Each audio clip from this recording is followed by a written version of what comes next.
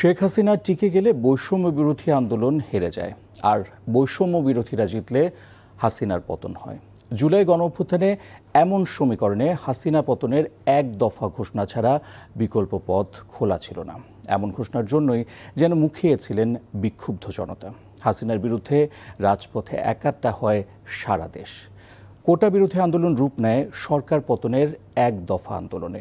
২৪-এর সেই সব দিনের কথা জানাচ্ছেন জুবায়ের প্রধান। প্রথমে ছিল কোটা সংস্কারের দাবিতে আন্দোলন। বৈষম্যের বিরুদ্ধে যৌক্তিক আন্দোলনের মাঝে হাসিনার তুচ্ছ-তাচ্ছিল্য। মুক্তিযুদ্ধের সন্তান নাতিপুতিরা কেউ মেধাবী না, যত রাজাকারের বাচ্চারা নাতিপুতি হলো মেধাবী, তাই না? এক কথাতেই শান্তিপূর্ণ আন্দোলন মুহূর্তেই ক্ষোভের বিস্ফোরণ ঘটায়। এরপর ছাত্রলীগের হামলা আর পুলিশ ও বিজেপির গুলিতে আবু সাঈদ, মুগ্ধ আর ওয়াসিমদের আত্মত্যাগ। নারকীয় পরিস্থিতি তৈরি হয় গোটা দেশে।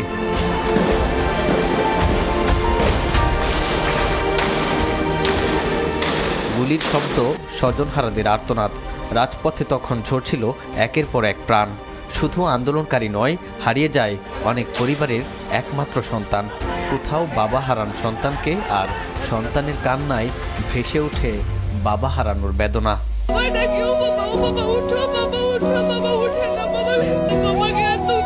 জুলাই তখন কেবল একটি আন্দোলনের নাম নয়, হাজারো অসমাপ্ত জীবনের ইতিহাস। নববধূর মেহেদির রং শুকানোর আগেই ঘাতক বুলেট কেড়ে নিয়েছে স্বামীর প্রাণ, কিংবা সদ্য সংসারে পদার্পণ করা মেয়েটাও হয়ে পড়ে বিধবা। আমি বিধবা, আমার কি বিধবা হওয়ার বয়স হয়েছে বলেন? নজরে রাখবো, আমি কিভাবে বাঁচবো? নজরে রাখবো।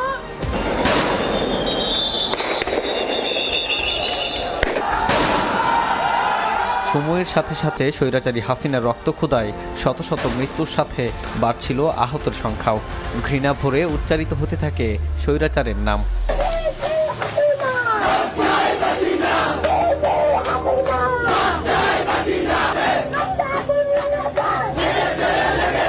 হত্যাযজ্ঞ সহ্য করতে না পেরে বিবেকের তাড়নায় নেমে আসে মুক্তিকামী সকল শ্রেণী পেশার মানুষ। তাদের কণ্ঠে ভেসে ওঠে পেছনে না ফিরে স্বৈরশাসনের হাত থেকে দেশকে মুক্ত করার কথা। বহুত সুযোগ ছিল পিছনে ফিরে আসার, এখন আর পিছনে যাওয়ার রাস্তাই নেই। পিছনে পুলিশ আর সামনে স্বাধীনতা। রাষ্ট্রীয় দমনপীড়নের সামনে কয়েক সপ্তাহের মধ্যে ভিন্ন বাস্তবতায় পৌঁছে যায় আন্দোলন। রাজপথে তখন আর শুধু কোটা সংস্কারের স্লোগান নেই, মানুষ বলতে শুরু করে, আর নয়, এবার পতন চাই হাসিনার।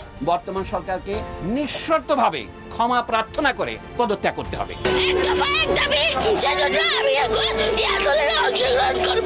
আমার এই ভাই বোনগুলো যে মারা গেছে, ভাই ছোট ছোট বাচ্চা মারা গেছে, এই কষ্টে আমি আসছি, রাতে ঘুমাইতে পারি না। এখন আমাদের দাবি একটাই, শেখ হাসিনার পদত্যাগ।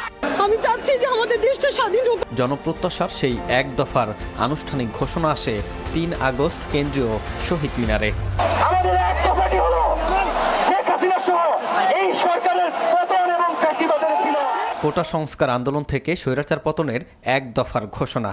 কেমন ছিল সেই পথ? কেন পরিবর্তন হলো আন্দোলনের লক্ষ্য?